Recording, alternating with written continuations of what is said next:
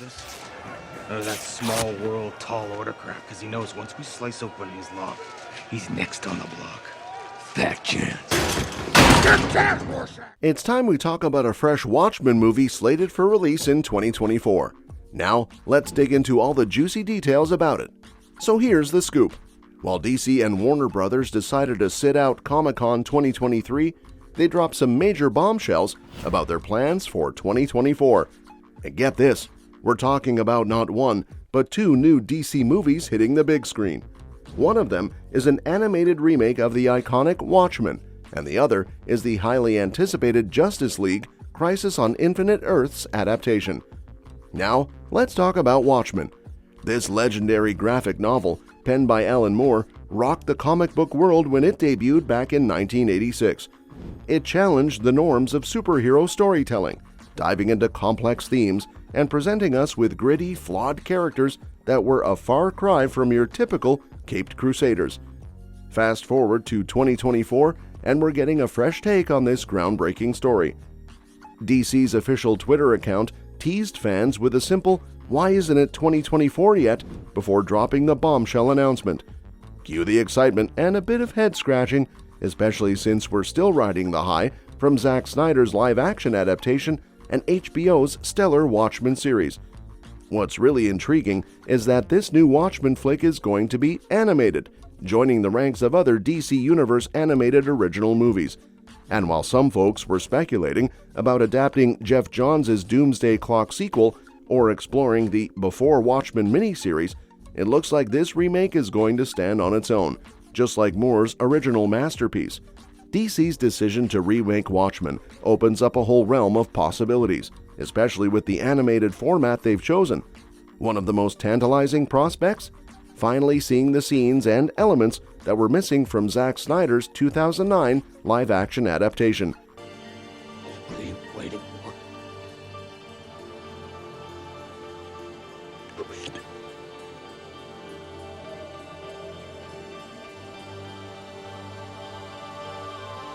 Do it!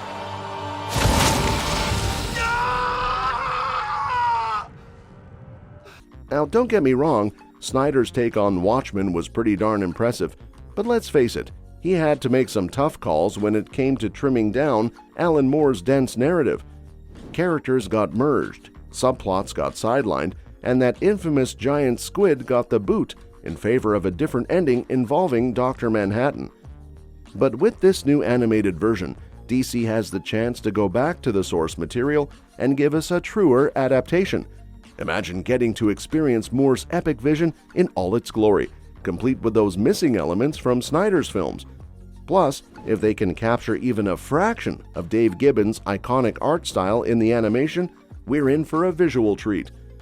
Sure, some die-hard fans might be raising their eyebrows at the thought of revisiting Snyder's work, but hey, there's room for both versions to coexist peacefully. And if it means we get a Watchmen adaptation that stays faithful to the source material, I don't think anyone's losing sleep over it. Watchmen isn't just your average comic book series. It's a groundbreaking work of art, created by the legendary British team of writer Alan Moore, artist Dave Gibbons, and colorist John Higgins. Originally published by DC Comics in the mid-1980s, Watchmen quickly became a cultural phenomenon. The story originated from Moore's proposal to DC Comics, which initially featured characters acquired from Charlton Comics. However, to preserve future usability, Moore and editor Dick Giordano decided to create original characters instead. Set in an alternate history where superheroes emerged in the mid-20th century, Watchmen paints a gritty picture of a world teetering on the brink of nuclear war. As tensions escalate between the US and the Soviet Union, costumed vigilantes have been outlawed, and former heroes find themselves grappling with personal demons. Gibbons' art, characterized by a meticulous 9-panel grid layout, is peppered with recurring symbols like the blood-stained smiley face, adding layers of depth to the narrative. Throughout the series, fictional documents and a parallel pirate comic titled Tales of the Black Freighter enrich the storytelling experience. Watchmen garnered widespread critical acclaim and commercial success, earning a spot on Time's list of the 100 best English-language novels. Its impact on the comic book industry was profound, signaling a shift toward more mature and sophisticated storytelling.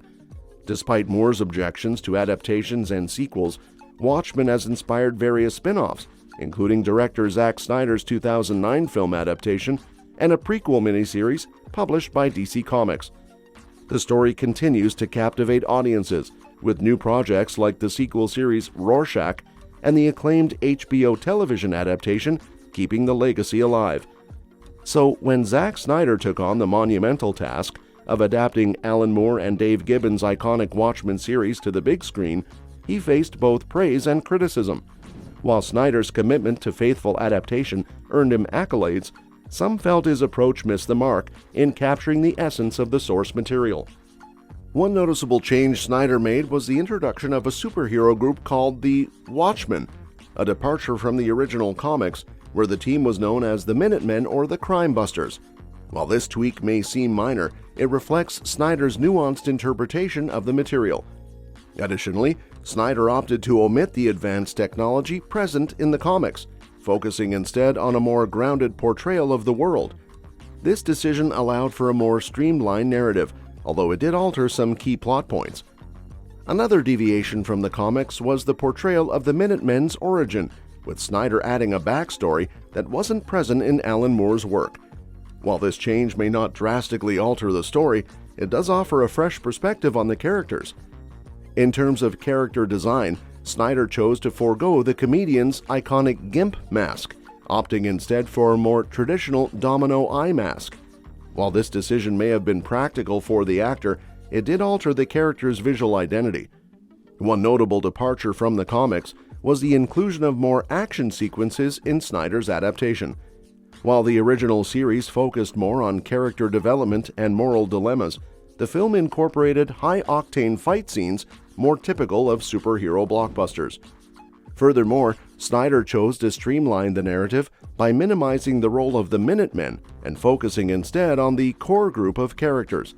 While this decision may have been necessary for pacing, it did result in some scenes being omitted or condensed. Despite these changes, Snyder's adaptation remains a visually stunning and thematically rich interpretation of Moore and Gibson's masterpiece. Whether fans prefer the original comics or Snyder's film, there's no denying the impact of Watchmen on the world of storytelling. Alan Moore's sentiments regarding the adaptation of Watchmen ring true when considering the unique storytelling techniques inherent to the comic book medium. The grid layout of the panels, a hallmark of Watchmen's visual style, allows for narrative complexities that simply cannot be replicated on screen. Take, for instance, issue number 5, Fearful Symmetry, where the mirroring of pages in the first and second halves of the book create a striking visual effect. This sort of storytelling device is inherently tied to the sequential nature of comics and loses its impact when translated into film. Zack Snyder's 2009 adaptation attempted to compensate for these inherent limitations through cinematic techniques like slow motion. However, these efforts fell short of capturing the essence of Moore and Gibbons' work, highlighting the fundamental disparities between the two mediums. Even the character of Dr. Manhattan, with his unique perception of time, is a product of the comic book medium. The nonlinear structure of Watchmen allows readers to experience events simultaneously, a concept that is difficult to convey effectively in a linear film narrative. In essence, adapting Watchmen into a movie is akin to translating a classic album like Sgt. Pepper's Lonely Hearts Club Band into a series of paintings. While the paintings may evoke certain emotions and themes from the music, they can only partially capture the immersive experience of the original work. Despite numerous attempts to adapt Moore's work into film, including The League of Extraordinary Gentlemen and V for Vendetta, only some have succeeded in capturing the essence of his storytelling. As we anticipate yet another Watchmen movie, it's important to temper our expectations, recognizing the inherent challenges of translating Moore's vision to the silver screen. And that's that for today's video. Thanks for watching, and we will see you in the next one. Your suggestions for future videos are always welcome in the comments below.